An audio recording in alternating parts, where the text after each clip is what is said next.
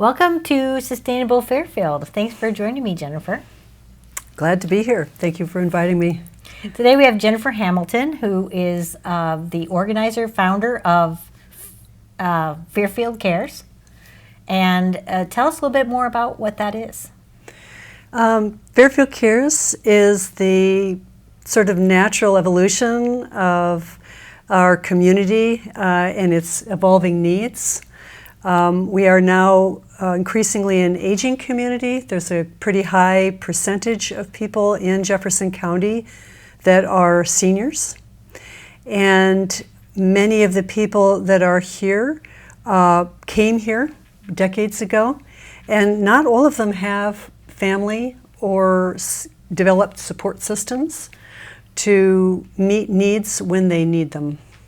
So Fairfield Cares recognize that most elders want to be able to remain independent and to live in their homes for as long as possible. And we had a meeting about 5 years ago at the Phoenix Rising Hall. And at that time, we asked the questions, what is it that you would like for the future, for you, for aging in Fairfield? How is this going to happen? And the message was pretty clear, which was just what I said. They want to remain independent, stay in their homes. They don't want to go to nursing homes. So how do we do that? So what we found is that we could capitalize on something that is actually very developed in this community, which is a care culture.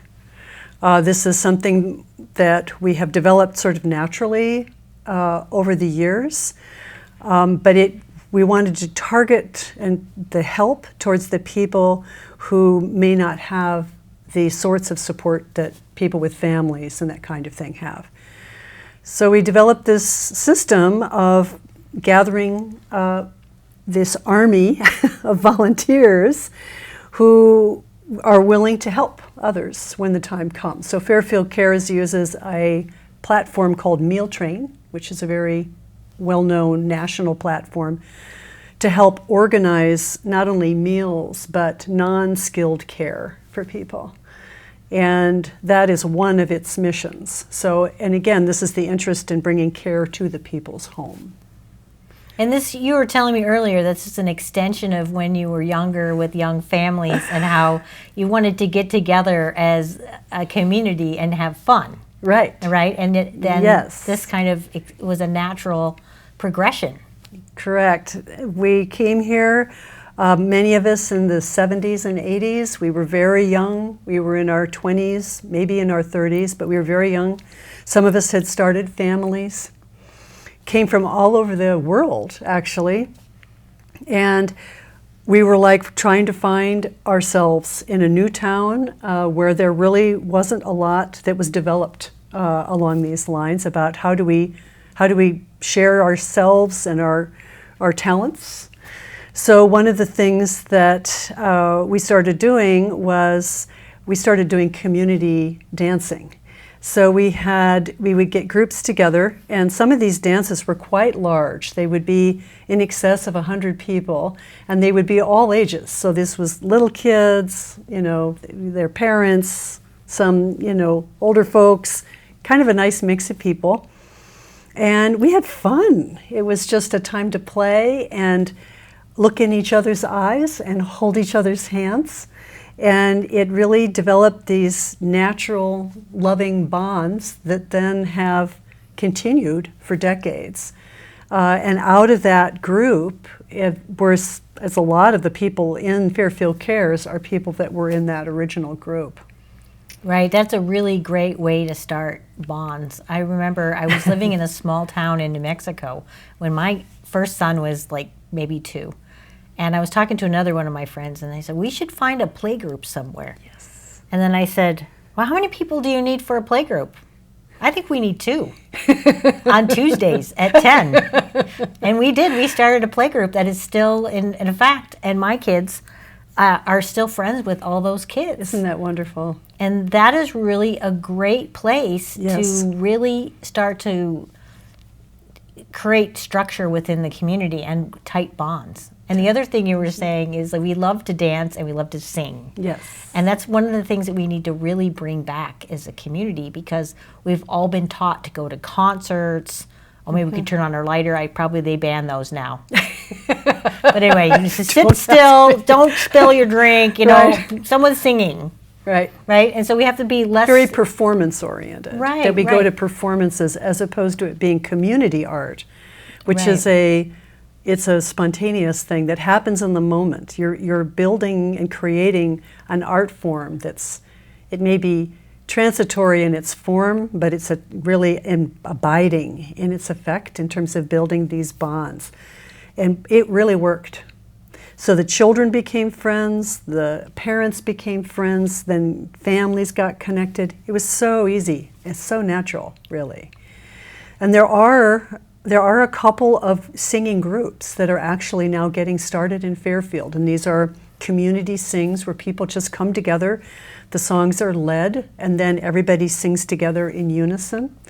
And again, different, I love to sing myself, and I'm part of a chorale and that kind of thing where you do prepare things. But the difference here is, again, this community art form, that its larger mission is building relationships. That's really great. Yeah. And I know you're trying to extend and expand Fairfield Cares into a more organized elder care system that also incorporates other members of the community. Very much right? so. So that's called the greenhouses. Right. So Fairfield Cares has kind of like 3 general tiers in its mission. The first is this volunteer army of non-skilled care, and we're really hoping to reach into all generations to do this for mutual enrichment. Small children really do enjoy and benefit from contact with elders. It takes some pressure off of parents, because they can maybe have a surrogate grandmother or grandfather relationship that could grow out of that. But we're really hoping that more younger people will get involved with the volunteer part of this, because it really would help a lot. Right now, the larger numbers of our volunteers are in our age group. They're people that are 60 and older. So that's one layer. The next layer is building up the strength of the more skilled level of home care that our community needs. Again, with the mission of keeping people happy and healthy in their homes, thriving from cradle to grave, right. That we want them to be able to stay there. So we need more people that become trained, actually, with more skills to help people who need that level of care. So that's another mission of Fairfield Cares, is to help with that. We're waiting to hear about a grant that we wrote, the Telligent grant, with the hope that we'll be able to fund a project like that. Then the last, the jewel in the crown, as it were, is this idea of having elder care homes. So these are not nursing homes. Nursing homes are built on a hierarchical model, and greenhouse projects are built as homes. So they're about collaboration, they're about cooperation, people participating, both the people who live there, the elders, as well as the people caring for them. Totally different model, and much smaller. So there are about 12 or so elders per house, but it's really a home. So the goal is that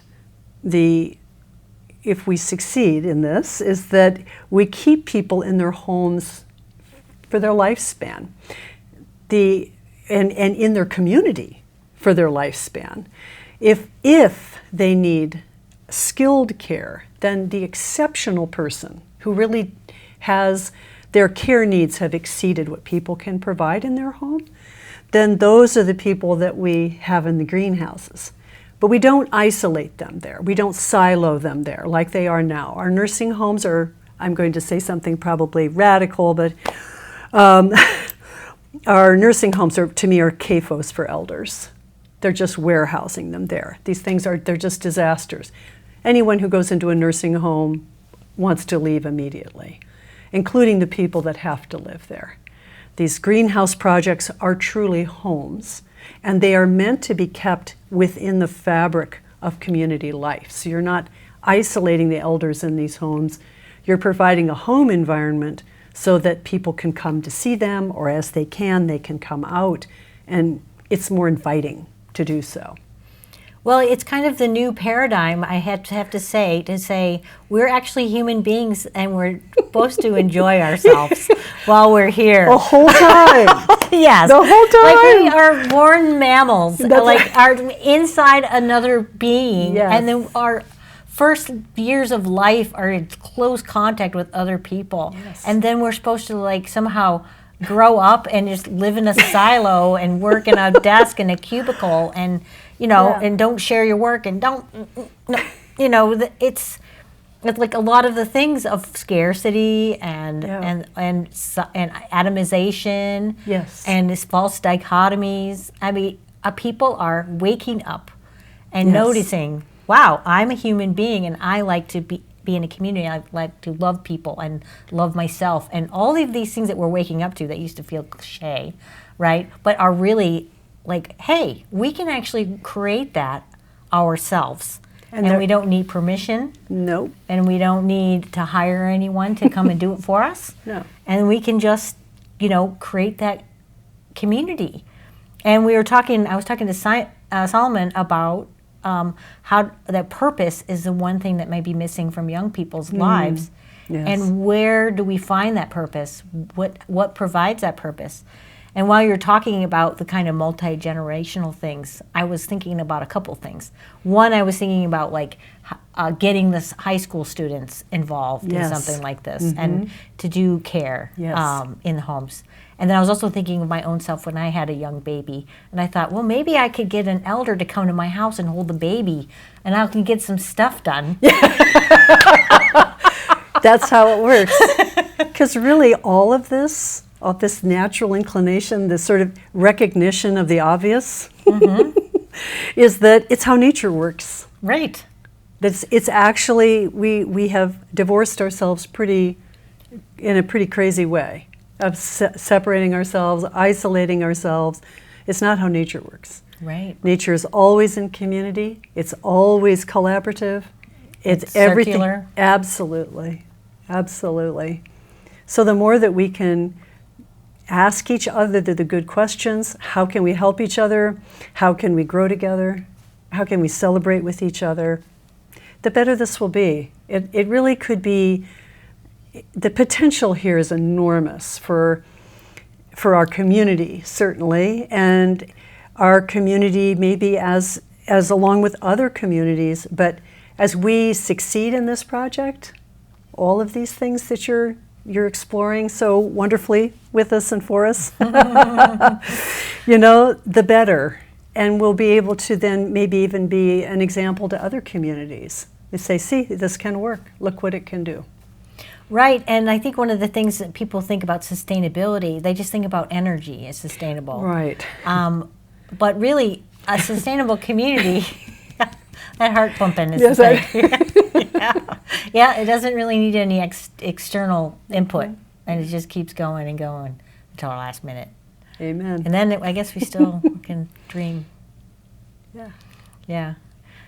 Well, I think this is really an exciting time to be a sustainability coordinator. And my position was fundraised by the community in good old-fashioned Fairfield community style. Yes. And we are basically recreating what maybe had happened when you were young. And how do we basically bring that? I mean, like, people followed Maharishi here. Right. To basically, because he was the guru, and they wanted to follow and create an enlightened world. What's the next step? How do we basically continue that? 2.0. Yeah. And spread it out. Spread it out. Yeah. Spread it out. Deepen it and spread it out. We have a lot to learn from each other, and I really deeply feel this, that life really can be an arc of joy, that it can be from cradle to grave, that we have it within our power to thrive in that. But the thriving, we've always thought, has been something that we have to shoulder privately, right? And now what we're recognizing is the obvious, is that we thrive in community. That is so true. That is so true. And the simple thing of like looking in the external world for gratification or for satisfaction, whatever you call it. Satisfaction. It's satisfaction, yeah. Okay, yes. And that there's something on the outside that we're going to be able to get, and then that will help us feel that bliss. When it's just inside, it's internal, and it's being okay in your own skin, and then also seeing yourself in others. And so when we get into that oneness of community. Yes. When we are all singing, we forget ourselves. When we are all dancing, we forget ourselves, and we are all part of it. I mean, sometimes people go to concerts and they feel it in this rush of beats and things like that, but it can be simple. It can be just, a couple of people, like my playgroup, 2 people. And people for you need a playgroup. Yeah, I really like that. And the idea of reciprocity as well. It's like one of the things that starts up normally is that, okay, well, you're part of our playgroup, for example, and you're having another baby. So all moms in the playgroup are going to take turns making some food for you. And when then I have a baby, they do that for me too. Yes. And that is really a very simple kind of rule of community. It doesn't have to be complicated. No. You don't have to write down the rules and the regulations. Yeah. And how to be decent to each other. Yes. Yeah, we just need it. That's actually, certainly in my experience in my life, I felt like that's been the most powerful agent of growth for me as a human being, is maturing into how big and how wide can we reach into our community, how much can we share and gather in with each other. It's been a tremendous education in being a better human being. And that's pretty gratifying, Well, it's and interesting. seeing that in others, and seeing that happen all around. So Fairfield's a pretty amazing place. It really is. It really There's has a lot of juice here to draw on, and lots of gifted people to draw on. And I think with just some, again, collaborative effort, but also some clear leadership. No pressure. And communication and communication. And communication transparency. and more communication. That much could be accomplished and advanced, definitely. And right, and we don't have to reinvent the wheel either. No. I was, Jared Diamond wrote a book called, I don't even know what it's called. But it was about spending time in Papua New Guinea, and I was in the Peace Corps in the Solomon Islands. Oh, wow. And one of the things he talks about in that book is the way that seniors and elders are treated as like the primo citizens of their group. And one of the reasons that happens, and he was talking about why it's not so great here, is that you grow up as a child, and then you go to college and you go away, and your parents go on vacation and they travel the world, and then, okay, now I'm old and I need some help, and the kids have been doing their own thing, trying to raise their kids by themselves, and so the kids don't know the grandparents.